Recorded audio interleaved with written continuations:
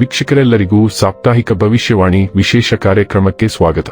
ಸ್ನೇಹಿತರೆ, ಮೇ ತಿಂಗಳ ಈ ವಾರದ ಆರಂಭದಲ್ಲಿ ಮಂಗಳ ಗ್ರಹವು ಮೇಷರಾಶಿಯಲ್ಲಿ ತನ್ನ ಸಂಚಾರವನ್ನು ಮಾಡಲಿದೆ. ಮಂಗಳ ಗ್ರಹವು ತನ್ನದೇ ರಾಶಿಯಲ್ಲಿ ಚಲಿಸುವ ಮೂಲಕ ರುಚಕ ರಾಜಯೋಗದ ನಿರ್ಮಾಣವಾಗುವುದು. ಜೊತೆಗೆ ಮೇಷರಾಶಿಯಲ್ಲಿ ಸೂರ್ಯನು ಕೂಡ ಚಲಿಸಲಿದ್ದಾನೆ. ಹಾಗಾಗಿ ಸೂರ್ಯ ಮಂಗಳನ ಸಂಯೋಗದಿಂದ ಆದಿತ್ಯ ಮಂಗಳ ಯೋಗದ ನಿರ್ಮಾಣವೂ ಕೂಡ ಆಗಲಿದೆ. ಜ್ಯೋತಿಷ್ಯ ಶಾಸ್ತ್ರದಲ್ಲಿ ಈ ಎರಡು ರಾಜಯೋಗಗಳನ್ನು ಬಹಳ ಶಕ್ತಿಶಾಲಿಯಾದ ಯೋಗಗಳು ಎಂದು ಕರೆಯಲಾಗುತ್ತದೆ. ಮೇ 11ರಿಂದ ಮೇ 17ರವರೆಗಿನ ಮೇಷರಾಶಿಯವರ ಭವಿಷ್ಯವನ್ನು ತಿಳಿದುಕೊಳ್ಳೋಣ.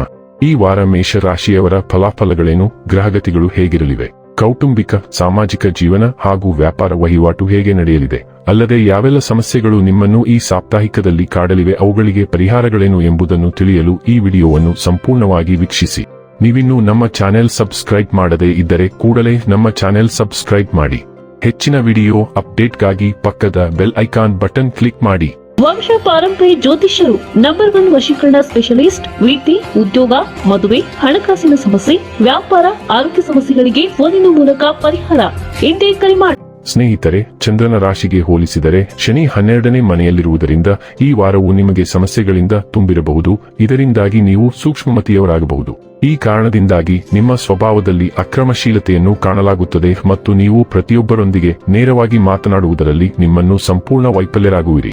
ಚಂದ್ರನ ರಾಶಿಗೆ ಹೋಲಿಸಿದರೆ ರಾಹು 11ನೇ ಮನೆಯಲ್ಲಿರುವುದರಿಂದ ಈ ವಾರ ನಿಮ್ಮ ಆರ್ಥಿಕ ಸ್ಥಿತಿಯನ್ನು ಬಲಪಡಿಸುವ ಮೂಲಕ ನೀವು ಹಣವನ್ನು ಪಡೆಯಲು ಬಯಸಿದರೆ ನಿಮಗಾಗಿ ಯಶಸ್ಸಿನ ಮಂತ್ರವೆಂದರೆ ನಿಮ್ಮ ಹಣವನ್ನು ಮೂಲ ಚಿಂತನೆ ಮತ್ತು ನಿಮಗಿಂತ ಹೆಚ್ಚು ಅನುಭವ ಹೊಂದಿರುವ ಜನರ ಸಲಹೆಯ ಮೇರೆಗೆ ಮಾತ್ರ ಹೂಡಿಕೆ ಮಾಡಬೇಕು. ಆಗ ಮಾತ್ರ ನಿಮ್ಮ ಹಣವನ್ನು ಸುರಕ್ಷಿತವಾಗಿರಿಸಿಕೊಂಡು ಲಾಭ ಗಳಿಸಲು ನಿಮಗೆ ಸಾಧ್ಯವಾಗುತ್ತದೆ. ನಿಮ್ಮ ತಮಾಷೆಯ ಸ್ವಭಾವವು ಸಾಮಾಜಿಕ ಒಟ್ಟುಗೂಡಿಸುವ ಸ್ಥಳಗಳಲ್ಲಿ ನಿಮ್ಮ ಜನಪ್ರಿಯತೆಯನ್ನು ಹೆಚ್ಚಿಸುತ್ತದೆ. ಈ ಕಾರಣದಿಂದಾಗಿ ಸಮಾಜದಲ್ಲಿ ನಿಮ್ಮ ಪ್ರತಿಷ್ಠೆಯನ್ನು ಹೆಚ್ಚಿಸುವುದರ ಜೊತೆಗೆ ನೀವು ಅನೇಕ ಗಣ್ಯರ ಗಮನವನ್ನು ಸೆಳೆಯಲು ಸಾಧ್ಯವಾಗುತ್ತದೆ. ಈ ವಾರ ನೀವು ಸಾಮಾನ್ಯಕ್ಕಿಂತ ವಿಭಿನ್ನ ರೀತಿಯ ಪ್ರಣಯವನ್ನು ಅನುಭವಿಸಬಹುದು. ಈ ವಾರ ನಿಮ್ಮ ವೃತ್ತಿ ಜೀವನದಲ್ಲಿ ಬೆಳವಣಿಗೆ ಪಡೆಯಲು ಯಾವುದೇ ಕೆಲಸ ಅಥವಾ ಯೋಜನೆಯಲ್ಲಿ ನಿಮ್ಮ ಕೈ ಹಾಕಬಹುದು. ಅಂತಹ ಪರಿಸ್ಥಿತಿಯಲ್ಲಿ ಇದಕ್ಕೆ ಸಂಬಂಧಿಸಿದ ಯಾವುದೇ ಹೆಜ್ಜೆಯನ್ನು ತೆಗೆದುಕೊಳ್ಳುವ ಮೊದಲು ಅದರ ಬಗ್ಗೆ ಸರಿಯಾಗಿ ವಿಚಾರಿಸುವ ಅಗತ್ಯವಿದೆ. ಇದಕ್ಕಾಗಿ ಅಗತ್ಯವಿದ್ದರೆ ನಿಮ್ಮ ಹಿರಿಯದ ಸಹಾಯವನ್ನು ಸಹ ಪಡೆದುಕೊಳ್ಳಬಹುದು. ಈ ವಾರ ಅನೇಕ ವಿದ್ಯಾರ್ಥಿಗಳ ವೃತ್ತಿಜೀವನದ ಗ್ರಾಫ್ ಇದ್ದಕ್ಕಿದ್ದಂತೆ ಎತ್ತರಕ್ಕೆ ತಲುಪುತ್ತದೆ. ಇದರಿಂದಾಗಿ ಕುಟುಂಬದಲ್ಲಿ ನಿಮ್ಮ ಖ್ಯಾತಿಯೂ ಹೆಚ್ಚಾಗುತ್ತದೆ. ಅಲ್ಲದೆ ಮನೆಯ ಹಿರಿಯರಿಂದ ಆಶೀರ್ವಾದವಾಗಿ ನೀವು ಬಹಳ ಸಮಯದಿಂದ ಕಾಯುತ್ತಿದ್ದಂತಹ ಶಿಕ್ಷಣದ ವಸ್ತುವನ್ನು ಪಡೆಯಬಹುದು. ನಿಮ್ಮ ರಾಶಿಚಕ್ರದ ಅಧಿಪತಿ ಮಂಗಳ ನಿಮ್ಮ ರಾಶಿಯಲ್ಲಿರುವುದರಿಂದ ಮೇಷರಾಶಿಯ ಸೂರ್ಯ, ಚಂದ್ರ ಮತ್ತು ಉದಯ ರಾಶಿಯವರು ತುಂಬಾ ಕಾರ್ಯನಿರತರಾಗಿರುವುದರಿಂದ ಜವಾಬ್ದಾರಿಯನ್ನು ತೆಗೆದುಕೊಳ್ಳುವ ಮತ್ತು ಕಷ್ಟಪಟ್ಟು ಕೆಲಸ ಮಾಡುವ ವಾರ ಇದು. ನೀವು ಯಾರ ಅನುಮತಿಗೂ ಕಾಯುವುದಿಲ್ಲ. ಆದ್ದರಿಂದ ಜನರು ನೀವು ಪ್ರಬುದ್ಧ ವ್ಯಕ್ತಿಯಾಗಿ ಬೆಳೆದಿದ್ದೀರಿ ಎಂದು ನೋಡುತ್ತಾರೆ. ಈ ಮಂಗಳವು ನಿಮ್ಮ ನೋಟವನ್ನು ಹೇಗೆ ನೋಡಬೇಕೆಂದು ನಿಮಗೆ ಕುತೂಹಲ ಮೂಡಿಸುತ್ತದೆ. ಆದ್ದರಿಂದ ನೀವು ನಿಮ್ಮ ನೋಟ, ಇಮೇಜ್ ಮತ್ತು ಆರೋಗ್ಯ ದಿನಚರಿಯ ಬಗ್ಗೆ ಕೆಲವು ನಿರ್ಧಾರಗಳನ್ನು ತೆಗೆದುಕೊಳ್ಳುತ್ತೀರಿ. ಸಭೆಗಳು, ಸಂದರ್ಶನಗಳು ಅಥವಾ ಮುಖಾಮುಖಿಗಳಂತಹ ಸಾರ್ವಜನಿಕ ಸಂವಹನಗಳಂತಹ ಘಟನೆಗಳು ಇರುತ್ತವೆ. ಅಲ್ಲಿ ನಿಮ್ಮ ಉಪಸ್ಥಿತಿಯನ್ನು ಕಡೆಗಣಿಸುವುದು ಅಸಾಧ್ಯ.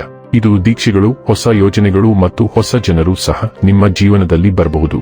ವಾರಾಂತ್ಯದಲ್ಲಿ 2ನೇ ಮನೆಯಲ್ಲಿ ಅಮಾವಾಸ್ಯೆ ಉದಯಿಸುತ್ತದೆ ಮತ್ತು ಅದು ಗಳಿಕೆ, ವಸ್ತು ಸ್ಥಿರತೆ, ಆಸ್ತಿ ಮತ್ತು ವೈಯಕ್ತಿಕ ಮೌಲ್ಯ ವ್ಯವಸ್ಥೆಗಳಿಗೆ ಸಂಬಂಧಿಸಿದ ಘಟನೆಗಳ ಸಂಪೂರ್ಣ ಹೊಸ ಚಕ್ರವನ್ನು ಪ್ರಾರಂಭಿಸುತ್ತದೆ.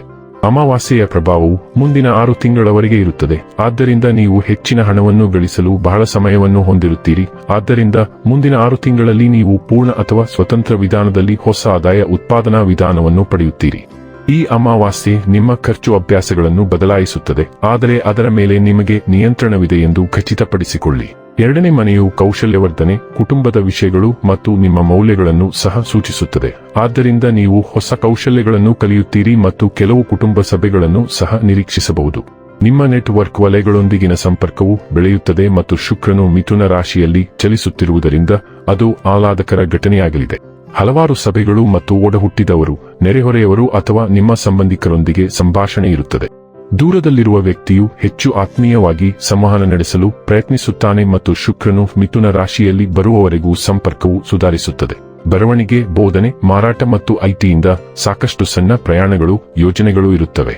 ಇದು ನಿಮಗೆ ಬಿಡುವಿಲ್ಲದ ವಾರ, ಆದ್ದರಿಂದ ಸಣ್ಣ ಆರೋಗ್ಯ ಸಮಸ್ಯೆಗಳಿಗೂ ಅವಕಾಶವಿದೆ. ಇನ್ನು ಕೊನೆಯದಾಗಿ ಮಾಡಿಕೊಳ್ಳಬೇಕಾದ ಉಪಾಯಗಳ ಕುರಿತು ನೋಡುವುದಾದರೆ, ಓಂ ನಮೋ ನಾರಾಯಣ ಎಂದು ಪ್ರತಿದಿನ 41 ಬಾರಿ ಜಪಿಸಿ. ವೀಕ್ಷಕರೇ, ಇದಾಗಿತ್ತು ಮೇಷರಾಶಿಯ ಜಾತಕದವರ ಮೇ 11ರಿಂದ ಮೇ 17ರವರೆಗಿನ ಫಲದ ಮಾಹಿತಿ. ಇಷ್ಟವಾದರೆ ವಿಡಿಯೋವನ್ನು ಲೈಕ್ ಮತ್ತು ಶೇರ್ ಮಾಡಿ. ಹಾಗೆ ಚಾನೆಲ್ ಸಬ್ಸ್ಕ್ರೈಬ್ ಮಾಡುವುದರ ಜೊತೆಗೆ ನಿರಂತರ ವಿಡಿಯೋ ಅಪ್ಡೇಟ್ಸ್ಗಳಿಗಾಗಿ ಪಕ್ಕದ ಬೆಲ್ ಐಕಾನ್ ಕ್ಲಿಕ್ ಮಾಡಿ.